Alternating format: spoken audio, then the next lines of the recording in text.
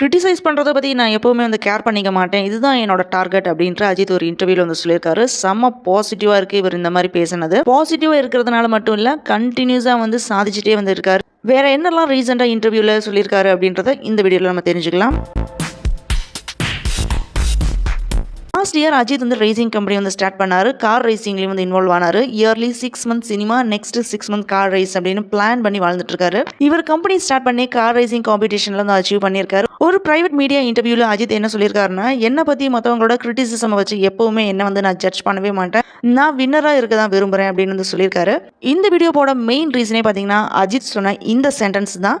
இவரை மாதிரி நம்ம எல்லாருமே வந்து வின்னராக தான் இருக்க ஆசைப்படணும், கிரிட்டிசைஸ் பேஸ் பண்ணி நம்மளை நாம வந்து ஜட்ஜ் பண்ணக்கூடாது. அதே மாதிரி சினிமாவில் ஏர்லி டேஸ் இவர் வந்து ஃபேஸ் பண்ணான ப்ராப்ளம், எப்படி கார் ரேஸில் வந்து இன்வால்வ் ஆனார், இதை பற்றி எல்லாமே ஷேர் பண்ணியிருக்காரு. ஃபர்ஸ்ட் அஜித் வந்து நடிக்க வந்தப்போ இவரோட உச்சரிப்பில் வந்து இங்கிலீஷ் ஆக்சென்ட் தான் வந்து இருந்திருக்கு, தமிழில் வந்து ப்ராப்பராக வந்து பேச தெரியாது. இதனால நிறைய பேர் வந்து கிரிட்டிசைஸ் பண்ணியிருக்காங்க. இவரோட வீக்னஸ் வந்து கரெக்ட் பண்ணுறதுக்காக வேண்டி ட்ரைனிங் எல்லாமே போயிருக்காரு. இந்த நிலைமைக்கு இவர் வந்து இப்போ ரீச் ஆகிருக்கிறது பார்த்தா நம்ம எல்லாருக்குமே தெரியும். சினிமா மாதிரி தான் கார் ரேஸ்லேயும் வந்து இன்ஜுரிஸ் வரும். ட்ரைனிங் எடுத்து குயிக்காக வந்து லேர்ன் பண்ணியிருக்காரு. என்னோட டைம் வந்துருச்சு, இதுதான் என் டைம், இனி நான் பின்வாங்கவே மாட்டேன் அப்படின்ட்டு செம்ம போல்ட் அண்ட் கான்ஃபிடென்ட்டாக வந்து சொல்லியிருக்காரு. எஃபர்ட்டுக்கு ஏஜ் ஒரு இம்பார்ட்டண்ட்டே இல்லை.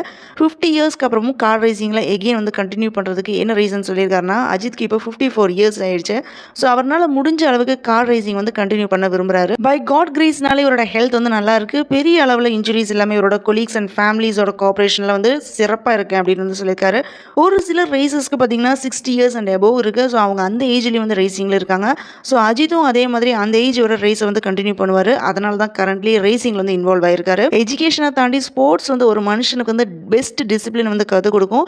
இன்னும் என்ன எக்ஸ்பிளைன் பண்ணியிருக்காருன்னு பார்த்தீங்கன்னா, இவர் வந்து சூஸ் பண்ணனா கார் ரேஸ் தான் இவரோட கோல்ன்றதையுமே வந்து எக்ஸ்பிளைன் பண்ணியிருக்காரு. அஜித்க்கு வந்து கார் ரேசிங் ரொம்ப பிடிச்சிருக்கு அப்படின்னு வந்து சொல்லியிருக்காரு. அதே மாதிரி என்டூரன்ஸ் கார் ரேசிங்ல அஜித்தோட கார் ரேசிங் கம்பெனியை வந்து ஈடு இணையற்ற ஒன்னா வந்து மாத்துறது தான் அஜித்தோட டிசைர் அப்படின்னு வந்து சொல்லியிருக்காரு. அஜித் வந்து ஃபியூச்சர் பிளானிங் படி செம ஸ்மூத்தா வந்து போயிட்டு இருக்காரு.